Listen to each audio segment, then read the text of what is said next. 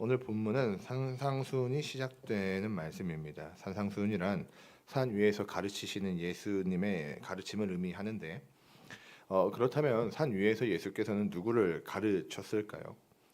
특별새벽 가을 부흥회 때 담임 목사님의 말씀을 잘 들으셔서 아시겠지만 예수님은 그곳에서 제자들을 향해서 말씀을 선포하셨습니다.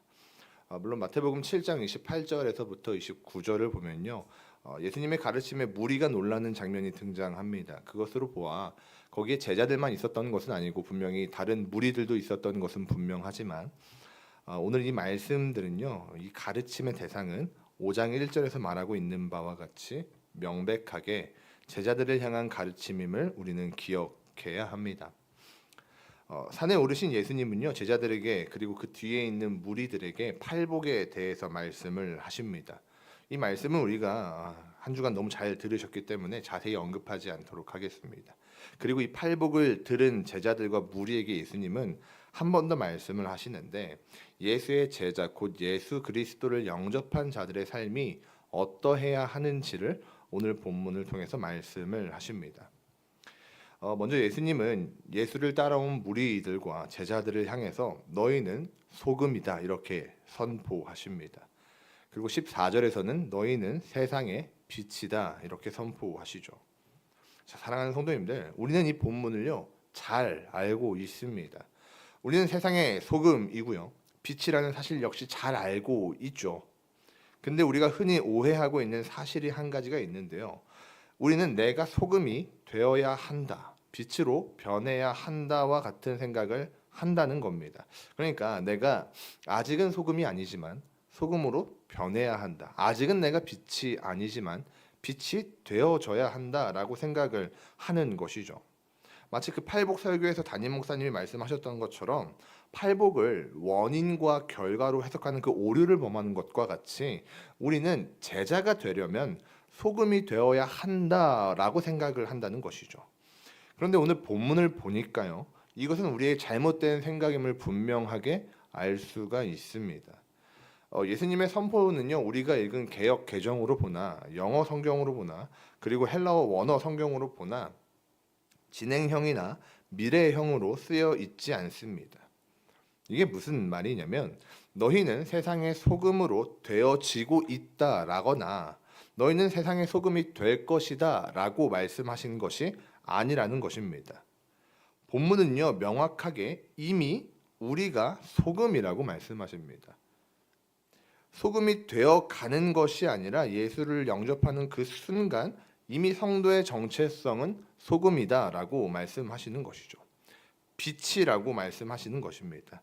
그래서 에베소서 5장 8절에 보니까 너희가 전에는 어둠이더니 이제는 주 안에서 빛이라라고 말씀을 하시는 것이죠. 예수님을 영접할 때 무리들은, 제자들은, 그리고 우리들은 정체성이 완전히 뒤바뀌게 됩니다. 그렇게 정해지게 되는 것이죠. 점차 그렇게 변해져 가는 것이 아니라 우리의 정체성이 확정된 것이죠. 물론 우리는 그리스도를 닮아가는 성화의 과정을 거쳐야 합니다. 그러나 이 성화의 과정이라는 것은 그리스도의 장성한 분량을 닮아가고 계속해서 보듬어져 가는 것이지 정체성이 계속해서 변해지는 과정은 아니라는 것입니다. 우리의 정체성은 예수님으로 인하여서 단번에 확정이 된 것입니다. 그렇다면 소금의 정체성은 무엇을 의미할까요? 이 내용을 명확하게 알기 위해서는요, 고대 사회에서 소금이 가지고 있는 위치, 어떤 역할을 분명히 알 필요가 있습니다. 오늘날에도 소금은 분명히 아주 중요한 조미료임에는 틀림이 없습니다. 밍밍하고 싱거운 음식에 소금을 넣는 것만으로도 맛이 확연하게 달라지죠. 그리고 우리가 먹는 음식 중에 소금이 들어가지 않는 음식은 아마 거의 없을 것입니다. 오늘날에도 이처럼 필요가 확실한 소금은요, 고대 사회에서는 훨씬 더 그 역할이 중요하고 귀했던 것을 알 수가 있습니다. 고대 사회에서 소금은 맛을 좌지우지하는 것은 물론이고요, 냉장 보관 자체라는 그 개념이 없던 시대에 음식이 금방 상하지 않도록 방부제 역할을 톡톡히 해내는 것이 바로 이 소금이었습니다.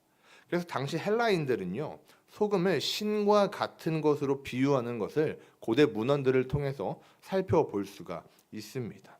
또한 고대 라틴 문화권에서는요, 이 소금을 태양과 같은 위치에 두는 것을 볼 수가 있습니다.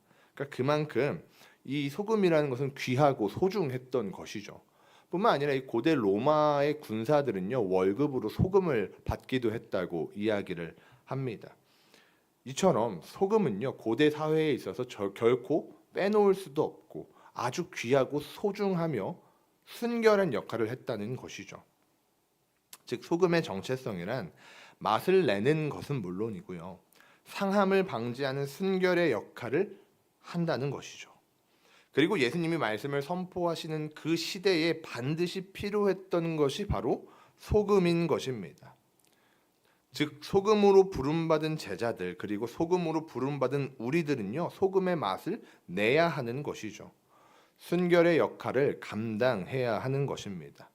세상에 반드시 필요한 존재가 되어야 합니다. 그것이 소금의 정체성입니다. 이어서 예수님은 맛을 잃어버린 소금의 말로에 대해서 설명을 하십니다. 소금이 맛을 잃어버렸다는 것은 그 정체성을 잃어버렸다는 것이죠. 더 이상 짜지 않다는 것이고, 더 이상 음식을 상하게 하지 않도록 방부제 역할을 할 수가 없게 되었다는 것입니다. 그러면 이러한 소금은 어떻게 되냐면, 성경을 보니까 사람에게 밟힐 뿐이다, 이렇게 성경은 증언하고 있습니다. 여기서 밟히다라는 단어를 헬라어 원어로 보니까요, 카타파테오라는 단어로 쓰여져 있는데, 그 의미가 어떤 의미냐면요, 무언가를 경멸하고 강하고 거칠게 짓밟는 것을 의미한다고 되어 있습니다. 그러니까 사람들에게 그 맛을 잃은 소금은 어떻게 되냐면 경멸함을 여기게 되고요, 강하고 거칠게 짓이겨지게 된다는 것이죠. 그게 정체성을 잃은 소금의 말로라는 것입니다. 사랑하는 강북 우리 교회 성도님들, 우리가 살아가는 오늘날을 보면은 마치 이 지지겨지고 있는 소금을 보는 것과 같습니다. 오늘날 교회를 세상에서는 뭐라고 이야기하죠? 어느 순간부터 기독교를 개독교다 이렇게 말하고 있습니다. 세상을 걱정하고 세상을 위해서 기도해야 할 교회는 어느 순간부터 도리어 세상으로부터 걱정을 받고 있죠. 오늘날 예수님을 믿지 않는 세상이 교회를 경멸하고 철저하게 짓밟고 지디기고 있는 것을 우리는 보게 됩니다. 요즘 넷플릭스나 OTT에서 만드는 그런 드라마들을 보면요, 항상 이상한 사람들, 소위 말하는 그 빌런들을 보면요, 꼭 교회 다니는 사람들이 포함이 되어져 있죠. 왜냐하면요, 더 이상 세상에서 교회는요, 순결하게 하는 소금이 아니기 때문입니다. 맛을 잃어버린 소금이기 때문에 짓밟기 딱 좋은 상태가 되어버린 것이죠. 우리는 우리의 모습을 다시 한번 돌이켜 볼 때가 된 것입니다. 우리가 살펴보았지만 예수님은요, 제자들과 무리를 향해 그들의 정체성을 소금으로 선포하심과 동시에 또 무엇으로 선포하시냐면요, 빛으로 선포하고 계십니다. 그렇다면 빛의 정체성은 무엇입니까? 밝히는 것이죠. 어둠을 밝히는 데 빛이 사용이 됩니다. 어떤 어둠도 빛을 이길 수는 없습니다. 어둠 가운데 빛이 비춰지게 되면요, 어둠은 물러가게 되죠. 그게 빛의 정체성이고 빛이 해야 할 일인 것입니다. 어둠에 감춰져 있어도 빛이 비추기만 하면 모든 것이 드러나고 산 위에 있는 동네마저도 드러나게 된다고 성경은 이야기합니다. 특별히 15절은 빛이 어디를 비추어야 하는지 잘 나타나 있긴 합니다만, 당시 문화를 모르니 참 난감할 수도 있겠습니다. 본문 15절의 등불은 말 아래 두지 않고 등경 위에 둔다고 말합니다. 여기서 말은 아마 우리 권사님들께서 잘 아실 텐데요, 곡식의 양을 재는 도구를 의미합니다. 그릇 같은 것을 의미하는데요, 조금 쉽게 표현하자면 굳이 이 초를 켜서 그릇으로 초를 덮어 놓지 않는다고 이야기하는 것이죠. 조금 더 쉽게 표현해 볼까요? 혹시 오늘 같이 예배를 드리고 계신 성도님들 댁에 전등이 천장이 아니라 바닥에 있으신 분들이 계십니까? 혹은 전등에 어떤 천이나 뭐 테이프 같은 걸로 막아 놓으신 성도님들이 계십니까? 아마 없으실 겁니다. 왜냐하면 전등의 역할은 비추는 거거든요. 어두운 집을 비추기 위해서 전등을 달았기 때문에 그 전등은 가장 높은 곳에, 모든 것을 밝힐 수 있는 곳에 설치하기 마련입니다. 오늘 본문이 그것을 말하고 있는 겁니다. 예수님은요, 제자들이, 무리들이, 그리고 한 걸음 더 나아가서 이 자리에 있는 우리들이 바로 그 빛이라는 것이죠. 어둠을 밝힐 빛이라는 겁니다. 그러니 세상에 비친 그리스도인들은 자기들끼리 묶여서 숨어 있지 말고 함께 더불어서 세상으로 나아가야 한다는 것이죠. 그래서 산 위에 있는 동네마저 숨겨지지 않도록 그리스도의 빛을 비추라는 겁니다. 그게 빛의 정체성입니다. 하나님 안에서 진심으로 사랑하는 강북 우리 교회 성도님들, 이 그리스도를 영접한 우리들의 정체성은요, 소금이고요, 빛입니다. 이미 우리는 소금이고요, 이미 우리는 빛입니다. 그런데 우리가 소금이요 빛으로 살아가기 위해서 반드시 기억해야 할 사실이 한 가지 있는데요. 그것은 우리를 소금이요 빛으로 부르시는 예수님의 수식어입니다. 예수님은요, 그 제자들을 향해서 말씀하실 때, 그리고 더 나아서 궁극적으로 우리를 빛으로 소금으로 부르실 때 단순히 소금이다, 단순히 빛이다 이렇게 부르지 않으십니다.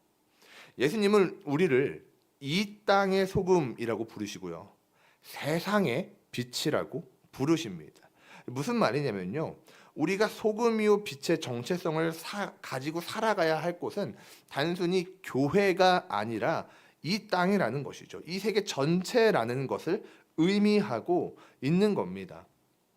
제가 청년부 수련회 둘째 날, 여름 수련회 둘째 날 사도행전 2장 42절로부터 47절의 말씀을 가지고 설교를 한 적이 있는데, 설교를 하기 위해서 본문을 연구하다 보니까 이 47절에 아주 흥미로운 장면이 있었습니다.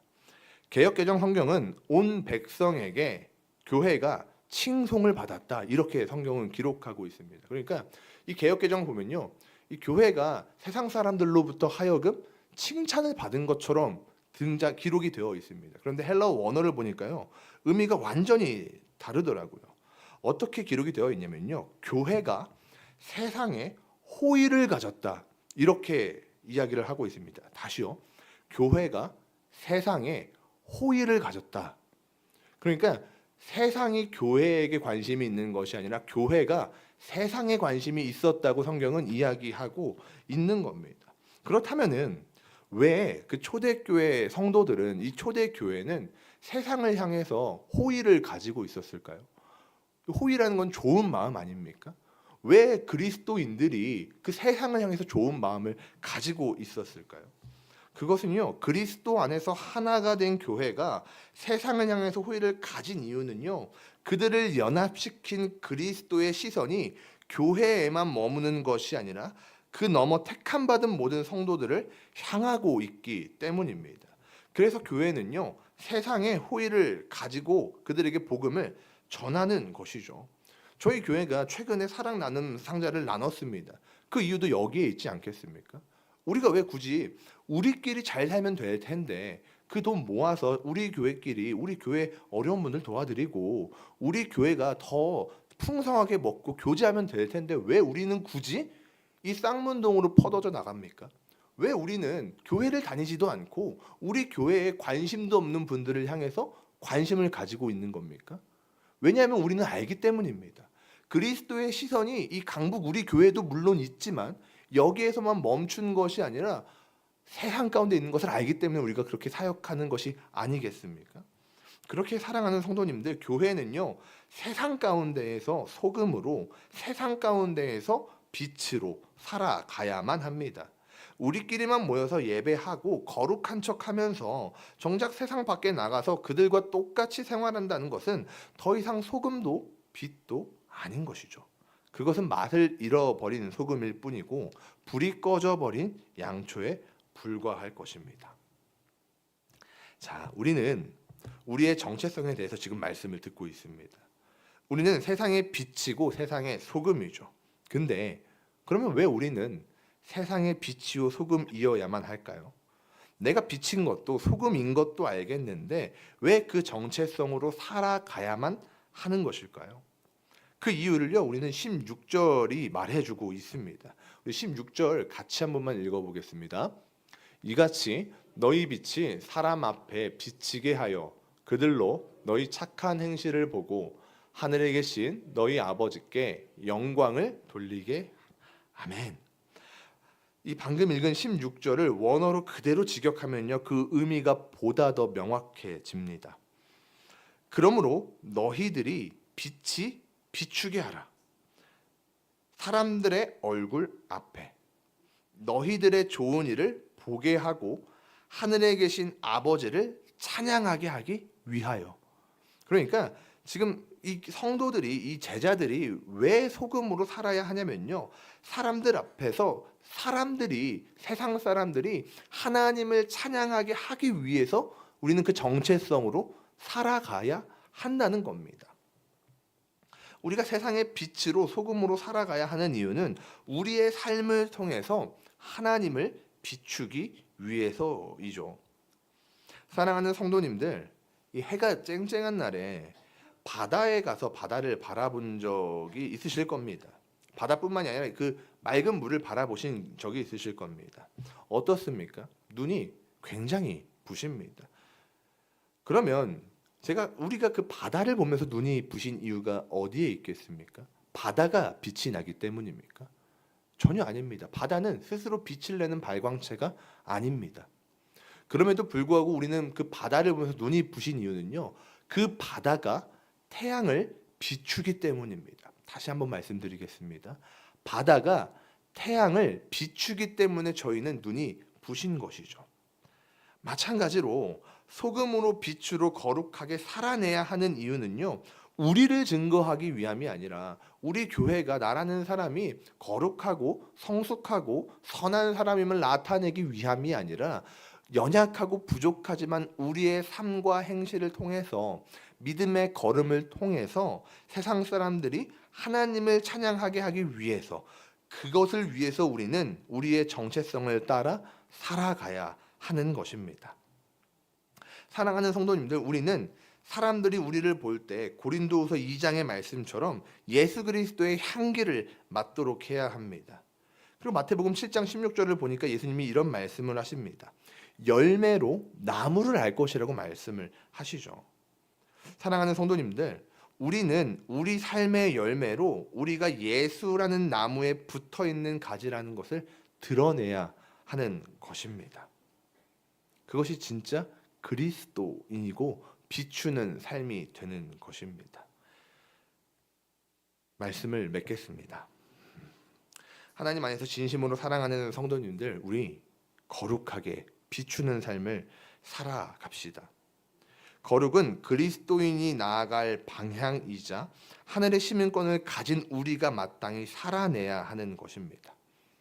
성도님들, 우리는 거룩해야만 합니다. 우리를 조롱하는 세상 가운데에서 우리는 구별됨을 보여주어야 합니다. 그래서 세상이 우리를 보고 하나님께 영광을 돌릴 수 있도록 우리는 거룩해야 합니다. 구별되어야만 합니다. 물론 그것이 쉽지 않다는 것을 너무나도 잘 알고 있습니다.